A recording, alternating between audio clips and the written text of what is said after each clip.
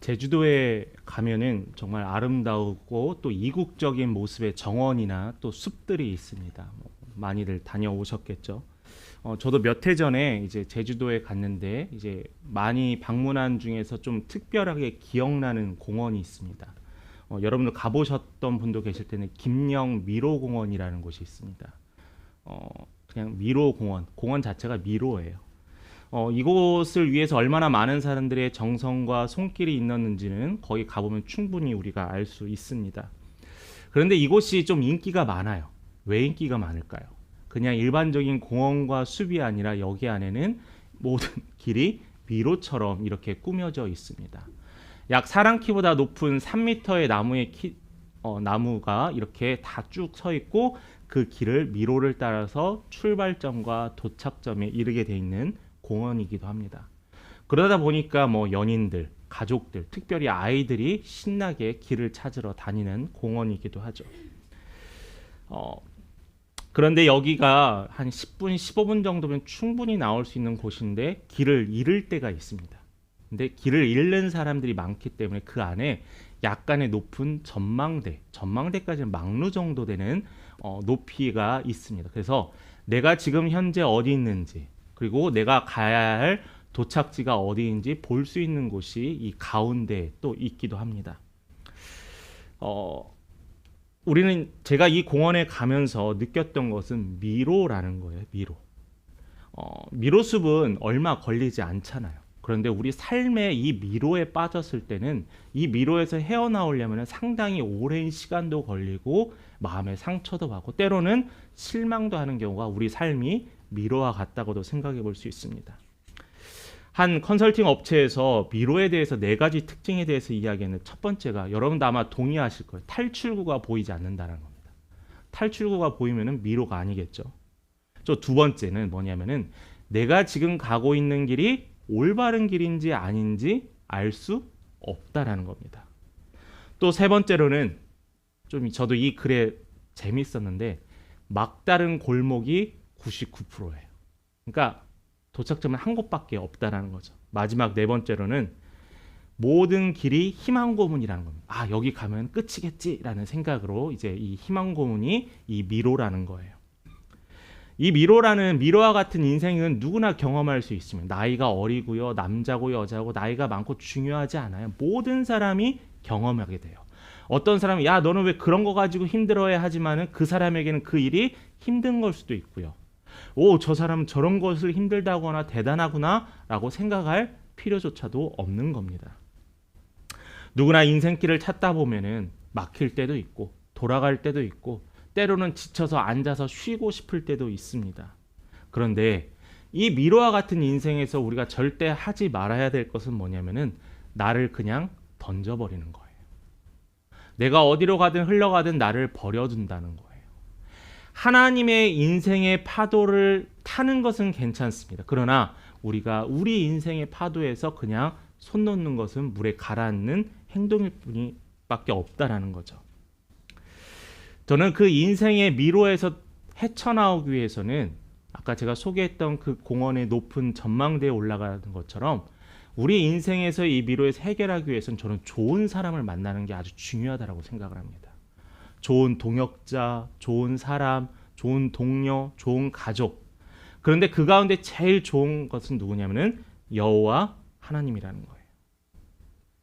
우리가 이 여호와 하나님의 인도하심을 받기 위해서 한 가지 조건이 필요합니다. 나의 인생을 하나님께서 인도하신다는 믿음의 고백이에요. 하나님은 나의 삶의 주인이다라는 고백이 없이 하나님 나를 인도해 주세요. 그냥 막연하게 외치는 것은 그냥 주문과 같다라는 거죠. 여러분 하나님의 인도하심 뭔지 아세요? 내가 지금 기도하고 있는 하나님 나를 인도해 주세요. 하나님 나를 이끌어 주세요라고 하는 게 무슨 뜻이냐면은 바울과 같이 때로는 감옥에도 갇히고요. 또한 순교자와 같이 순교의 삶을 살 수도 있어요. 우리가 생각하는 인도는 그냥 잿빛 같고 핑크빛 같은 그런 아름답고 좋은 환경만이 아니라 때로는 하나님의 인도하심이 정거장처럼 바울과 같이 감옥에도 갈 수 있고 때로는 목회를 하다가 힘들어 낙오하고 절망하는 그러한 경우도 있고 때로는 직장에서 많은 스트레스로 인해서 내가 왜 이렇게 능력이 없냐라고 자존감이 낮아질 때도 있잖아요. 그런데 여러분 이게 분명히 기억하세요. 정거장입니다. 정거장. 그런데 그런 거 있잖아요. 누가 저에게 상담을 합니다. 상담을 했다는 것은 저에게 답을 요청을 하겠죠. 답을 요청을 해서 저도 열심히 고민하고 생각해서 이 답에 대해서 어떻게든 제안을 해줬습니다. 그런데 제 얘기는 듣지 않고 제 옆 사람의 이야기를 듣는 거예요. 괜히 자존심이 상해요. 뭐야, 나는 이렇게 열심히 이야기했는데 내 얘기를 따르지 않네. 물론 제 이야기가 정답은 아닙니다. 그런데 이야기를 따르지 않으면 내 아내나 내 자녀가 제 이야기를 따르지 않으면 속상해요. 마음이 아파요. 왜 안 따르는 거야? 화도 때로는 나기도 합니다. 그런데 하나님을 한번 대입시켜 볼까요? 하나님이 분명히 길을 보이시고 말씀을 하셨는데 그 길에 따르지 않는 우리의 모습을 보시면서 하나님은 얼마나 마음이 아파하실까? 하나님은 얼마나 답답해하실까? 우리 성도님들도 그러잖아요. 믿음의 생활을 하는 가운데 저렇게 하면 안 되는데 저건 아닌데 답답해할 때 있잖아요. 하나님은 답답해하시잖아요. 우린 때로 답답하면 화도 내고 싫은 소리도 하지만 하나님은 좀 다릅니다. 긍휼의 하나님은 기다리셨어요. 긍휼의 하나님은 그 길을 더 밝게 보이셨어요. 그 길을 더 많은 사람들을 통해서 확증시켜줬다는 거예요. 왜요? 내 믿음이 연약했기 때문에. 그 증거가 있습니다. 바로 오늘의 바울이죠. 바울을 통한 하나님의 인도하심과 계획하심, 또한 이 하나님이 개입하심과 인도하심이 우리 성도님들의 가정과 또한 삶에서도 드러나길 바랍니다. 그래서 여러분들, 우리가 품어야 될 소망은 여호와 하나님, 우리가 품었고 나가야 될 길은 하나님이 인도하시는 그 길이 되기를 간절히 기도합니다. 첫 번째로 우리가 함께 나눌 것은 오늘 두 가지에 대해서 같이 나누려고 하는데, 첫 번째는 누구를 위해 힘쓰냐라는 거예요. 젊은 분들도 있고 젊고 나이 드시고 그거 중요하지 않더라고요. 제가 보니까 카톡에 제일 많은 글과 그림을 쓰는 분들이 오히려 저희 어머니 아버지 세대시더라고요. 젊은 세대들은 그런 거 글 잘 안 해요. 자, 그런데 많이 유튜브도 보시고 커뮤니티도 보시고 또 이 신문의 기사의 댓글도 보시는데 그 댓글을 볼 때 여러분 어떤 생각 드세요? 와, 왜 이렇게 사람들이 화가 나 있냐라는. 전 볼 때마다 사람들이 화가 나 있어요. 내 말을 안 들어서 화가 나 있는지, 아니면 자신이 화가 나서 누구에게 쏟아내길 원하는지 화가 나 있습니다. 예쁜 연예인이 있으면은 우리 중에 없을 거라고 생각을 합니다. 여러분들이 연예인들보다 다 낫기 때문에 저 사람 오래간만에 나왔는데 뜯어 고쳤네. 저 사람 보톡스 맞았나. 저 사람 나이가 몇 살인데 목에 주름이 하나가 없어. 거기다 글을 써요. 그런데 이 사람들이 특별히 악한 사람이 아니에요. 우리 주위의 사람이고 때로는 제가 될 수도 있다는 거죠. 평범한 모든 사람들도 자신의 감정을 이런 글들로 쏟아내기로 합니다. 세상을 보면 답답할 때가 있어요. 양심적인 사람은 되게 힘들게 살고 비양심적인 사람이 왜 이렇게 잘 사는지에 대해서 화가 나기도 하고 명예를 누리는 거에 화가 나기도 합니다. 그래서 어떤 사람들은 내 양심 포기하고 내가 신앙대로 사는데 맨날 교회에서 하지 말래. 나의 마음에 찔리는 것만 해. 불편하니까 신앙생활을 그만하고 그냥 세상의 잘못된 길, 세상에 성공하는 길을 막연하게 쫓아가는 경우가 너무나 많다라는 거예요. 그런데 이것이 현재만의 이야기가 아니라 바울이 살고 있는 2000년 전에도 똑같은 일들이 지금 벌어지고 있다라는 거예요. 우리가 그 말씀의 증거를 12절과 13절을 한번 함께 같이 보도록 하겠습니다. 날이 새매 유대인들이 당을 지어 맹세하되 바울을 죽이기 전에는 먹지도 아니하고 마시지도 아니하겠다고 이같이 동맹한 자가 40여 명이더라. 자, 지난주에 바울이 공회에서 천부장이 구출해내기 위해서 감옥에 가둬놨습니다. 감옥에 가둬놨다면 좀 보호했다라고 생각을 합시다. 그런데 이 바울을 죽이기 위해서 아직 그들의 열망이 꺾이지 않았어요. 그래서 그들이 어떻게 했어요? 12절 한번 다시 볼까요? 당을 지었다라는 거예요. 당을 지었대요. 자신들끼리 무리를 만들었대요. 또 어떻게 했어요? 맹세했어요. 무엇을 맹세했어요? 바울을 죽입시다라는 거예요. 바울을 죽이자라고 맹세를 했어요. 근데 그들이 그냥 맹세한 게 아니라 먹지도 않고 마시지도 않고 했다. 얼마나 그들의 결연한 의지가 보여. 누구를 위해서요? 바울을 죽이려고 그들이 굶었대요. 바울을 죽이려고 물도 안 마셨대요. 바울을 죽이려고 그들이 모였대요. 몇 명이요? 13절에 보니까 40여 명이 모였대요. 40여 명. 자, 근데 생각을 해봅시다. 말씀에 기록에 나와 있지 않는데 이 죄인에게 이 죄인을 옮기는 가운데 이 죄인 바울을 죽이기 위해서는 어딜 가야 돼요? 로마 군인이 지키고 있는 감옥에 가야 하잖아요. 감옥에 가려는데 바울을 죽이기 위해 어서 오세요. 자 가서 바울을 죽이세요 하나요? 아니잖아요. 몰래 가야 되고 보초병도 또 처리해야 될 수도 있습니다. 잘못하다 자신이 죽을 수도 있어요. 목숨 걸면서 바울을 죽이기로 모인 사람이 40여 명이라는 겁니다. 또 14절과 15절을 봅니다. 대제사장들과 장로들에게 가서 말하되 우리가 바울을 죽이기 전에는 아무것도 먹지 않기로 굳게 맹세하였으니 이제 대제사장과 장로들에게 갔습니다.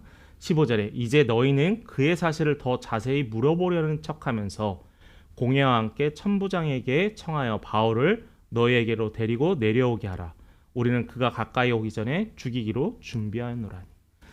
대제사장과 이 장로들에게 찾아가서 이 40여 명의 암살단이라고 합시다. 이 암살단이 가서 요청을 하는 거야. 우리가 계획이 있어. 그 계획이 뭐냐면은 너희들이 가서 천부장에 가서 우리가 다시 재판할 일이 있으니까 바울을 이쪽으로 다시 데리고 와 주옵소서라고 요청을 하라는 거예요. 이들의 계획이 뭐냐면은 이 바울이 호송되는 사이에 침략하여서 바울을 죽이려는 거예요. 물론 이 죄인을 호송하기 위해서는 누가 있죠 옆에? 군인들이 있잖아요. 간수들이 있잖아요. 그들을 처리하거나 그들과 싸우면서까지 그들을 싸우다가 반란으로 일으키면서까지 이 바울을 죽이기 위한 간절한 마음이 그들에게 있었다라는 거예요. 와, 진짜 대단하지 않으세요? 사람이 얼마만큼 미웠으면은 죽이기로 모이고 작당하고 자신의 목숨까지 내놓느냐라는 거예요.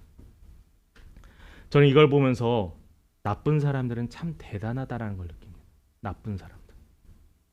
그리고 정말 부끄럽게 정말 나쁜 사람들은 열심히 살아요. 왜 이렇게 나쁜 사람은 열심히 살고 착한 사람은 왜 이렇게 그냥 흘러가면 흘러가는 대로 사는지. 악인들이 성도들을 넘어뜨리기 위해서 행한 것 한번 보세요. 진짜 열심히 합니다. 만나고요. 제가 예전에 사역했던 교회에서 한 청년이 교회에 좀 적응을 잘 못했었는데 그 모이는 친구들 사이에서 한 아주머니를 소개를 받았다고 합니다. 그 아주머니 이제 교회에서 만났다는 거예요. 근데 그 친구는 신앙생활 한 지 얼마 되지 않아서 교회인지 아닌지 잘 몰랐던 거예요. 근데 그 아주머니와 친구가 가는데 그 아주머니와 지하철에서 만났습니다. 지하철 만나서 연락처도 받고 또 가끔씩 계속 연락해 주시는 거. 뭐 밥은 먹었니? 잘 살고 있니? 하면서 연락을 해 주시는 거예요. 근데 이 친구가 감동을 받은 거예요. 와, 내가 다니는 교회에서는 나한테 별로 관심도 없는데 그분은 나에게 전화도 하시고 맛있는 것도 보내주시기도 하시고 와, 정말 내가 저 교회 가야겠다. 근데 그 교회가 어딘지 아세요? 교회라고 하지 않죠. 이단이라고 하죠. 사이비라고 하죠. 남녀 호랭교였어요. 얼마나 열심인지 몰라요. 우리는 성도들 사이에 누가 아프면 전화번호 카톡 내가 하면 부끄럽는데 혹시 내가 하는데 당황하지 않을까. 우리는 스스로 먼저 움츠리잖아요. 배려가 아니라 그건 좀 배려라고 하긴 좀 그렇습니다. 정말 열심히 합니다. 우리 교회가 위치한 저도 물론 부끄럽습니다. 목사님 저희 교회도 나가서 전도지하고 또 나가서 물티슈라 나눠줘야 하는 거 아니에요? 할 때마다 저는 죄송합니다. 근데 정말 이단들 열심히 해요. 며칠은 여호와의 증인도 오고 며칠은 제7일 안식일도 오고 정말 열심히 해요. 옳지 않은 자들이 열심히 해요. 그걸 볼 때 참 안타깝습니다. 로마서 10장에 보면 바울은 이런 이야기를 해요. 수많은 성도들이 악한 자들의 수많은 공격과 악행으로 힘들어한다라는 거예요. 그들의 시험에 넘어진다라는 거예요. 여러분 주의해 보세요. 하나님의 교회라는 그 교회는 얼마나 교회 건물들이 다 으리으리해요. 와, 저 안에 얼마나 많은 사람들이 다니는지, 얼마나 젊은 많은 세대가 가는지 안타깝습니다.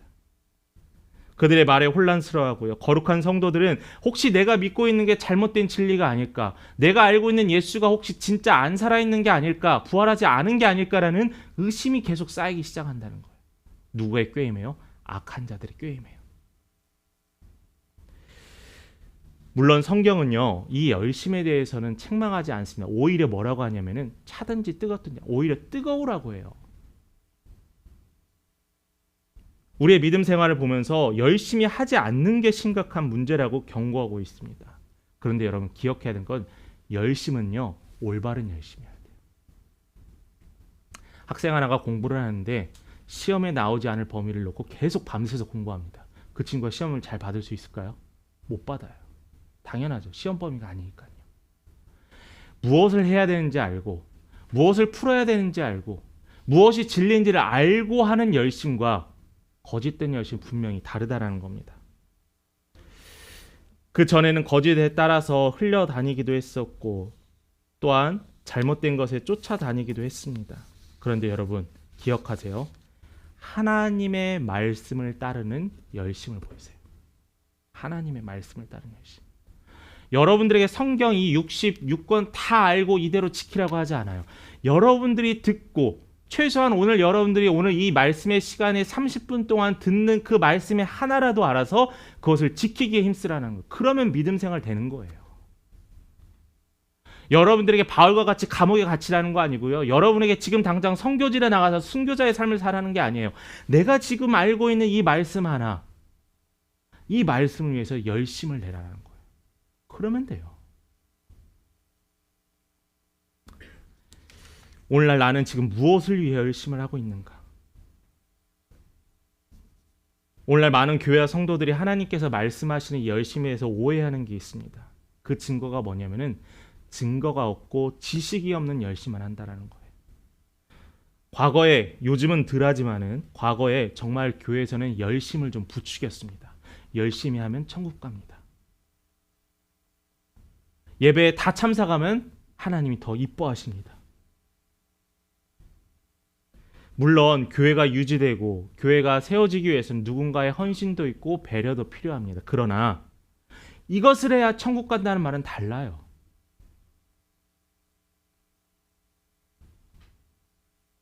최소한 공동체가 유지되려면 누군가는 더 힘을 내고 시간도 내고 또한 물질도 드리고 또 더 나누기도 합니다. 또 어떤 경우는 나에게 나쁜 소리를 하거나 내가 속상해도 참기도 해야 됩니다. 그렇지 않으면 그 조직은 돌아가지 않아요. 그래서 교회 사람들 성경 공부도 하고요. 봉사도 하고요. 기도도 열심히 했어요. 앞장섰습니다. 근데 이것의 문제는 뭐냐면 열심이었어요. 열심. 그냥 열심이었어요. 이렇게 하면 되니까요. 근데 여러분 시간이 지나고 되돌아보니까 요즘에는 열심으로 했던 사람이 지쳐서 포기하더라고요. 너무나 마음이 아파요. 제가 들을 때 속상한 게 제가 옛날엔 열심히 했었습니다. 미용실에 저의 머리를 깎아주시는데 제가 옛날엔 교회에서 성가대도 했습니다. 그럼 저는 항상 지금은 어떡하세요? 지금은 바빠서요. 지금은 좀 힘들어서요. 지금은 사람들이 교회 다니는 걸 별로 안 좋아해서요. 왜 지치고 낙담했을까요? 저는 이렇게 생각해요. 열심을 하려면은 내 힘이 아닌, 나를 위함이 아닌, 그냥 교회 조직이 아닌 하나님을 위함이 한다는 거죠. 본문에 40여 명의 유대인 암살단이 헛된 열심이잖아요. 사람을 죽이는 게 어떻게 열심이고 사람을 죽이는 게 어떻게 하나님이 계획하신 일이에요.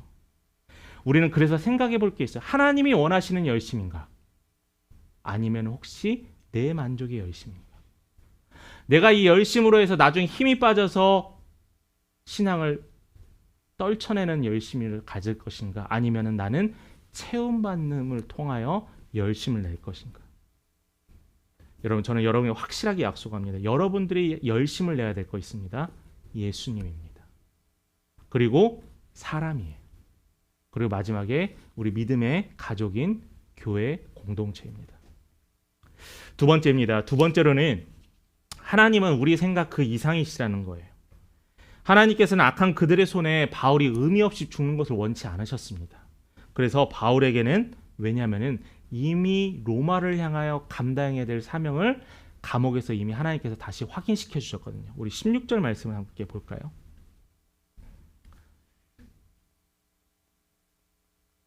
16절입니다. 바울의 생질이 그들이 매복하여 있다함을 듣고 와서 영내에 들어가 바울에게 알린지라. 여기 성경에서는 생질이라고 하지만 조카라고 합니다. 어떤 기록에서는 외조카라고 합니다. 그러니까 이 사실을 조카가 듣고 바울에게 알렸어요. 이 이후의 말씀을 보면 이 바울이 이것을 알게 돼서 자신을 지키고 있는 간수장인 백부장에게 가서 천부장을 좀 우리 조카가 만나게 해주세요라고 부탁을 합니다. 그리고 이 천부장을 만나서 이 조카가 그간의 암살단들이 세운 계획에 대해서 이야기를 합니다. 바울을 죽일 것이고 군인들을 칠 것이고 이러면은 만약에 로마 군인들이 이스라엘 사람들에 의해서 죽임을 당하면은 어떻게 돼요? 반란이 되는 거잖아요. 문제가 커지는 거잖아요. 그냥 바울 한 명을 죽이는 문제가 아니라 이건 문제가 커져요. 그것에 대해서 다 이야기를 합니다. 근데 사실 바울이 죽음의 위협은 이미 많이 경험을 했어요. 언제냐면은 다메섹에서 사람들에게 돌 맞아 죽을 뻔도 했었고요. 전도여행에서 고린도 근처에서도 알게 되어서 다른 길로 우회해 간 적도 있습니다. 이러한 바울의 요청에 이 조카가 가서 이야기를 합니다. 유대인들의 구체적인 음모를 확인한 천부장은 바울이 로마 시민이고 아직 죄가 확정되지 않았기 때문에 특별한 대책을 세워요. 23절 말씀 함께 봅니다. 23절은 같이 읽겠습니다. 시작. 백부장 둘을 불러 이르되 밤 제3시에 가이사랴까지 갈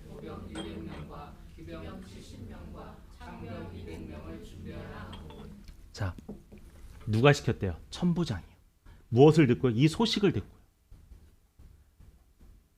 근데 여러분들이 만약 천부장이라면은 죄인 하나 때문에 군사 470명을 동원하겠어요?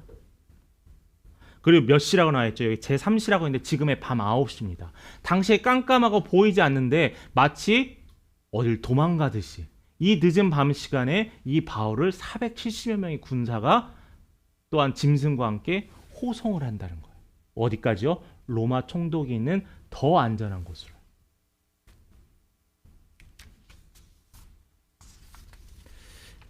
겨우 죄인 하나 때문에요. 바울에게는 이게 특권이었습니다. 죄인 바울이 무엇이 간데 이를 보호하기에 이 많은 사람들이 동원돼야 합니까? 불가능하죠. 근데 어떻게 됐어요? 진행되었어요. 바울은 이 군사들과 함께 이 늦은 시간에 가이사랴 총독의 집에 가게 됩니다. 그럼 여러분에게 하나 질문해 볼게요. 이것을 누가 한 걸까요? 누가? 바울의 외조카가요? 외조카가 와서 그 소식을 몰래 듣고 바울에게 이야기했으니까요. 혹시 천부장이 한 걸까요? 천부장이 이 소식을 듣고 군사들을 동원하고 밤에 가려는 계획까지 세웠기 때문에요? 아니요. 이 사람들은 바울을 보호하기 위한 일을 했습니다. 그러나 사실 이 일 뒤에 있는 복음의 선포, 복음의 전달의 연장성산에 있다라는 거죠. 그러면 누가 하신 거냐? 하나님이 하신 거예요. 하나님.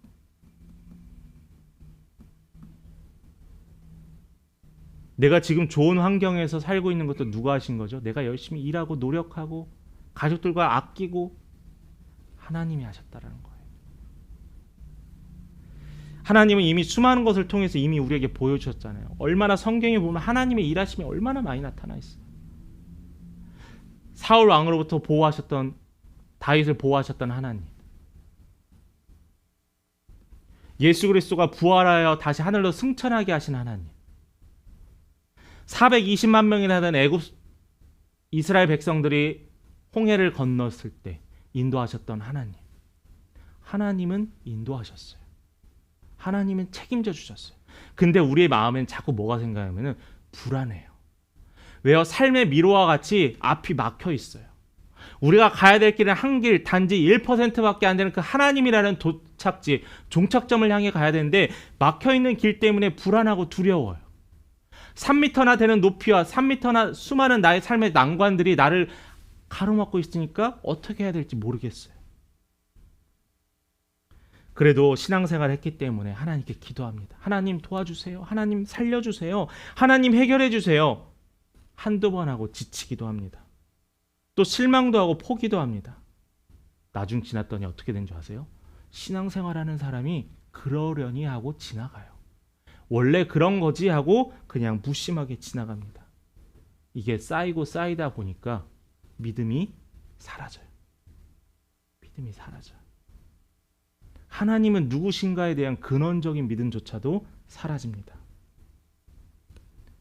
이렇다면은 과연 우리가 무엇을 할 수 있겠어요? 여러분, 꿇어 엎드려 기도하는 거예요. 그 끝은 언제죠? 예수가 오시기 전까지요. 왜 우리가 스스로 기도의 연한을 정해놔요? 왜 우리가 스스로 우리가 그게 옳다라고 생각을 합니까? 바울이 감옥에 갇히기 위해서 기도했을까요? 아니에요. 바울이 연약해진 몸 때문에 기도했을까요? 아니에요. 바울의 기도는 뭐냐면 하나님 나라 예수 그리스도의 선포였어요. 그랬더니 잠깐의 감옥의 정거장이라는 걸 거쳐서 더 안전한 곳으로 로마로 갈 수 있는 발판이 된 거죠. 하나님의 인도하심 말고는 설명할 길이 없다라는 거죠.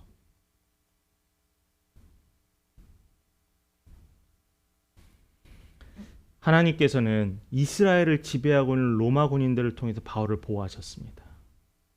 또한 바울은 감옥에서 체념하고 포기한 것이 아니라 어떻게 해서든지 하나님의 뜻대로 하옵소서라는 간구의 기도를 했어요. 이게 뭐냐면요, 믿음이에요. 믿음.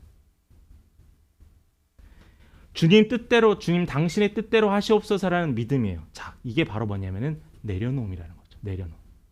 내려놓는 것은 다른 게 아니에요. 하나님이 하실 수 있는 길을 마련하는 거예요. 하나님. 말씀 마무리합니다. 한국 교회가 급격하게 성장할 수 있는 계기는 여러 가지 있어요. 하나님의 인도, 선교사님들 희생. 근데 저는 그 중에 하나가 뭐냐면 성도들의 열심이었어요. 진짜 열심히. 여러분들 여기서 목사님 저는 믿음이 연약해요. 제가 보기에 연약한 분도 있고 더 성장했으면 하는 분도 있고 더 채찍질하고 싶은 분도 있지만 그러나 중요하잖아요. 여러분이 이 자리에서 예배 드리는 것 자체가 열심이에요. 모이기에 힘썼습니다. 예배하기에 힘썼고요. 교회에서 아무튼 있는 돈 없는 돈 모아서 하나님께 물질도 드리고 또 힘도 들여서 교회 건물도 짓고 페인트도 칠하고 우리 어머니 아버지 세대들도 그렇게 했습니다. 천막 안에서 예배드리고 그 안에서 하나님도 만났어요. 철야 예배요. 밤 7시에 오면서 그 다음날 새벽까지 계속 예배드려서 그런 열심이 있었기 때문에 한국교회가 이렇게 성장할 수 있었어요. 그랬기 때문에 물질주의에 빠졌던 한국교회가 그래도 이만큼 유지할 수 있는 게 하나님의 뜻이었던 것 같습니다. 그런데 여러분, 이 열심이요, 잘못된 열심이면 안 된다는 거예요. 바울 보세요. 유대인들 보세요. 어떤 열심이었어요? 바울이 예수 만나기 전에는 예수님을 믿는 사람들을 잡아오는 게 하나님께 하는 일이라고 생각했어요. 그를 위해서 산 사람에게 돌팔매질했던 게 그게 하나님이 원하시는 길이라고 착각하고 있었다. 올바른 지식의 열심이 아니었어요. 그리고 그것이 뭐였냐면 이렇게 하는 게 나의 의를 높이는 바리새인과 같은 열심이었다라는 거죠. 지금 바울을 죽이기 위해 암살하기 위해 모였던 목숨을 내놓았던 그들의 열심이 올바른 열심이었을까요? 혹시 나도 교회를 향한 열심이 나를 드러내기 위한 열심이 아닐까요? 혹시 어떤 사람이 내가 열심히 칭찬하지 않고 격려하지 않아서 혹시 나는 실망하고 있지 않을까요? 나의 열심이 아닌 하나님을 향한 열심이 되어야 합니다. 그리고 꼭 기억하세요. 뭐냐면은 하나님께서 하세요. 내가 아무리 열심히 하고 내가 아무리 꾀를 내고 아무리 내가 훌륭한 지혜를 얻었다 할지라도 하나님이 하시는 거예요.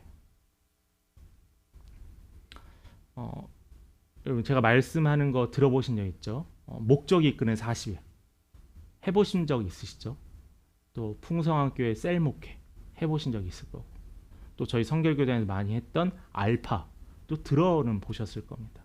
이 외에도 구역교제, 제자훈련, 1:1 제자훈련 여러분들 신앙생활하면서 얼마나 많은 것 해왔어요. 그런데 여러분 그걸 한다고 다 부흥하나요? 그걸 한다고 교회가 커지나요? 그거 한다고 믿음이 성장하나요? 그럼 다 하죠. 근데 어떤 교회는 성장하고 어떤 교회는 성장하지 않느냐? 어떤 사람은 믿음이 자라고 어떤 사람은 믿음이 연약해지느냐? 그게 뭐냐면 다른 게 아니에요. 하나님이 하셨느냐 안 하시느냐의 문제죠. 하나님이 하실 수 있도록 내가 열심을 내느냐라는 질문이 들어오게 되는 겁니다. 하나님께서 하십니다. 하나님께서 일하십니다. 그냥 여러분 듣기 좋은 말, 그냥 뻔한 말이 아니라 진짜 하나님이 하세요. 그게 우리를 향한 하나님의 약속이에요. 그러므로 성도님들, 여러분 어떠한 상황과 환경에서도 이 말을 믿으세요. 하나님이 하십니다. 여러분 이번 한 주간 여러분 삶 속에서 답답한 일이 있으세요? 하나님이 하십니다. 어려운 일이 있어 하나님께서 함께 하실 겁니다 라고 기도하셨으면 좋겠습니다. 그래서 우리 모든 성도님들이 주를 향한 올바른 열심으로 하나님의 기쁨이 되시는 귀한 삶 살기를 간절히 축원합니다.